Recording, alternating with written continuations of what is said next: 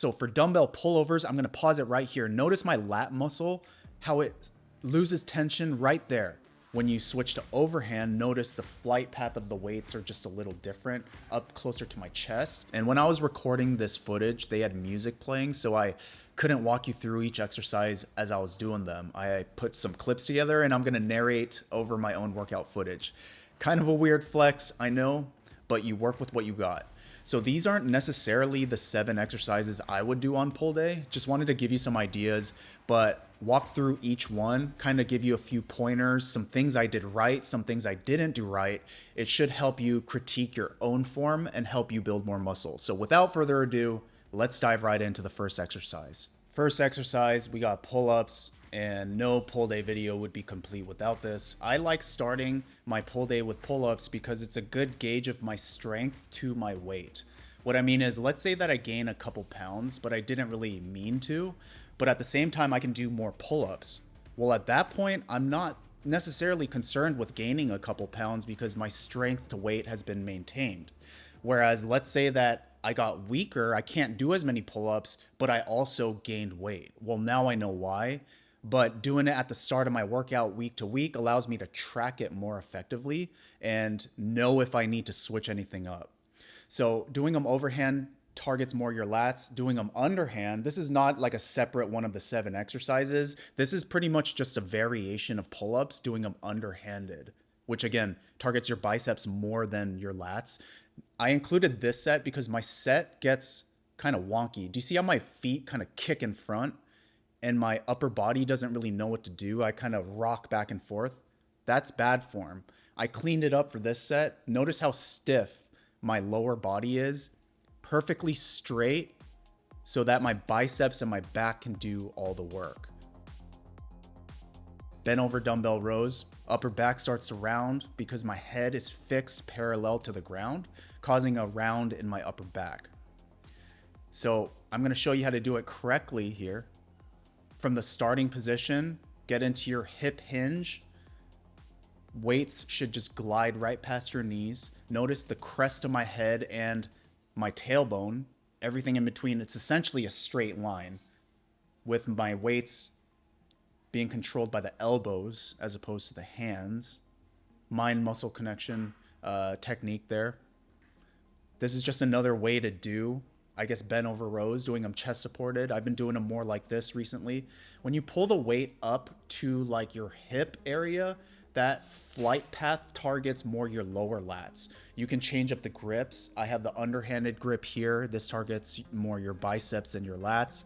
When you switch it up to a neutral grip, turn your palms facing together. This means your elbows are closer to your body, meaning more lat activation. When you switch to overhand, notice the flight path of the weights are just a little different, up closer to my chest, meaning it hits more your upper mid back. So for dumbbell pullovers, I'm gonna pause it right here. Notice my lat muscle, how it loses tension right there.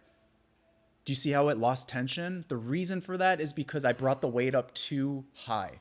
Don't bring the weight up full to 90 degrees because if you do, you lose tension in the lat. A lot of people wonder why their workouts aren't effective. Part of it is you lose tension in the muscle. So instead, for every rep after, you'll notice you want to bring the weight up only past 45 degrees, not quite to the top. And then you can see my lat maintains tension the entire time. Next exercise for the single arm dumbbell row. I'm going to show you a couple different sides. I'm going to switch over to the other side in a moment, but notice how everything is super stable except my elbow. A big theme for pull day is your elbows are going to do a lot of work. When you focus on your elbows, it's going to fix a lot of your back day form.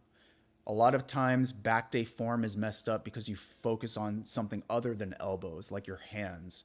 Notice how my elbows, I'm going to show you what not to do. This is exaggerating a little bit, but you don't want to bring your head or your spine out of line like this, right? You don't want to bring your elbow up so high.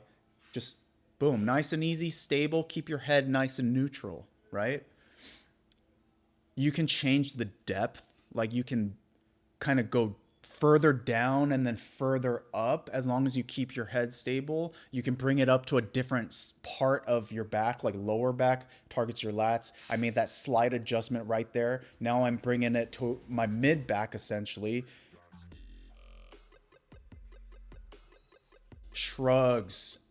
Interesting thing about shrugs is the heavier weights you use, the less you feel it in your traps. And 60-pound dumbbells might not sound light, but it's light for me. And notice the good range of motion. You can go all the way to the top, squeeze, even hold it if you want, and then go all the way down, stretch it at the bottom. Here, I grab heavier dumbbells, 90 pounds. It looks cool. It's great for the ego, but maybe not so great for range of motion. Like, I'm not moving the weight as much. So let me try again with these 60-pound dumbbells. And it's just a lot better. Like, I remember the difference in feeling this, being able to go down all the way, squeeze, hold at the top. Yeah, ego lifting kind of ruins muscle gains, but it is what it is. You might want to bicep curl and superset right into these rear delt flies.